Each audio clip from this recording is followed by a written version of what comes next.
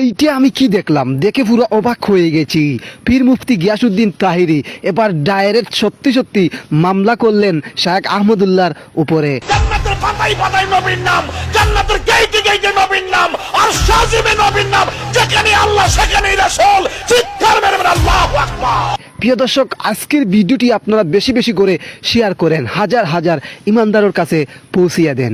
ইতিমধ্যে আপনারা সবাই কিন্তু সোশ্যাল মিডিয়ায় দেখেছেন, শায়েখ আহমদুল্লাহ কিন্তু একটা বক্তব্য দিয়েছে। বক্তব্যের মাঝে বলেছেন নবীজি নাকি 40 বছর পরে নবুয়ত লাভ করেছে, এর আগে নবী ছিলেন না। এই জন্য পীর মুফতি গিয়াসউদ্দিন তাহিরি হুজুর রেগে গিয়ে বলেছিল যে আর 40 ঘন্টার ভিতরে যদি শায়েখ আহমদুল্লাহ জি ক্ষমা না চায় তাহিরি হুজুর মামলা করবেন। এবার ডাইরেক্ট শত জল্পনা কল্পনার পরে পীর মুফতি গিয়াসউদ্দিন তাহিরি হুজুর ডাইরেক্ট মামলা করলেন শায়েখ আহমদুল্লাহর উপরে।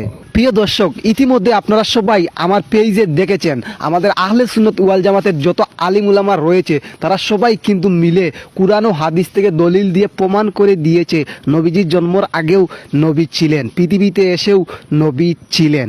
আহমদুল্লাহ সাহেবকে বলতে চাই, গোমটা মৌলবীকে বলতে চাই।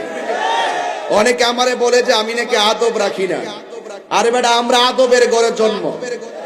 আমাদের বাপ দাদারা প্রথমারে শৈশব থেকে যেদিন বেড়ে উঠেছি সেদিন থেকে আমাদেরকে কলম দেওয়ার আগে আদব দিয়েছেন। কথা কোন ঠিক কিনা?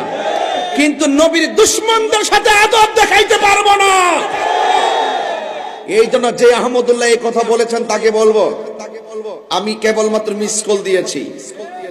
আমি 48 ঘন্টা সময় দিলাম।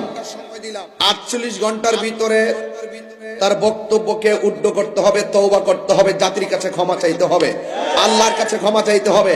যদি ক্ষমা না চায় আমি আইনানুগ ব্যবস্থা নিব। এটা পরিষ্কার কথা। আর আমি যেটা বলি সেটাই করি।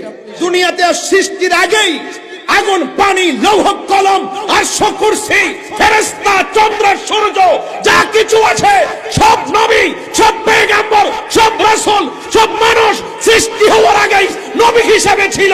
দুনিয়াতে এসেছেন নবী হিসেবে এসেছেন। কিয়ামত তক নবীর নবুয়ত আগেও ছিল, দুনিয়াতে থাকা অবস্থায় ছিল, কিয়ামত পর্যন্ত থাকবে। তা অস্বীকারী বেঈমান, বেঈমান, বেঈমান। নবীকে নবী হিসেবে মানতে চায় না, তাদের মধ্যে ভেজাল আছে না নাই?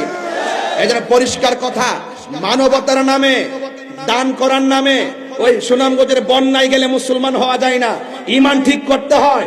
আমরা সুনামগঞ্জে গিয়েছি, আমরা চকরিয়া গিয়েছি, বস্তানিয়া বন্যার সময় চকরিয়া গিয়েছি, চন্দনাইশ গিয়েছি, সাতকানিয়া গিয়েছি, ওই সুনামগঞ্জ গিয়েছি, ঘরে ঘরে কোমর পানি নিয়ে বস্তা মাথা নিয়ে দিয়ে এসেছি। আমরা মানবতার কাজও করি, ইমানও ঠিক রাখি। তোমাদের ইমান ঠিক নাই, জাতিকে ধোঁকা দেওয়ার সময় নাই। কথা বলেন ঠিক না বেঠে? সুন্নাহ, এই আসুন্না নাম দিয়া মানবতার ফেরিওয়ালা হইতে চাইতেছ, ইমান জলাঞ্জলি দিয়া কাজে আসবে না। 48 ঘন্টার ভিতরে মাপ চাও, আর নাহলে আন্দোলনের দুর্গ গড়ে তোলা হবে। এখনো সময় আছে, ক্ষমা চেয়ে নাও। কথা বলেন ঠিক না? যুবক ভাইয়ের আমার, সতর্ক থাকতে হবে কি হবে না? আমি বলে দিলাম আহমদুল্লাহ সাহেবকে, আপনার এই বক্তব্য কোরআন সুন্নাহ বিরোধী। রাসূল বলছেন আল্লাহ আদম এবং হাওয়ার, আদমের যখন কোনো অস্তিত্ব নাই, কোনো কিছু নাই, তখনই আমি নবী হিসাবে ছিলাম। আর আপনি বলতেছেন 40 বছর তো তিনি নবী, এর আগে 40 বছরে নবুয়তি পাওয়ার পর তিনি নবী হয়েছেন, এর আগে নবী ছিলেন না। এই কথার দ্বারা আল্লাহর কোরআন স্বীকার করেছেন, পাশাপাশি রাসূল পাকের জবান মুবারকের হাদিস মুবারক স্বীকার করেছেন।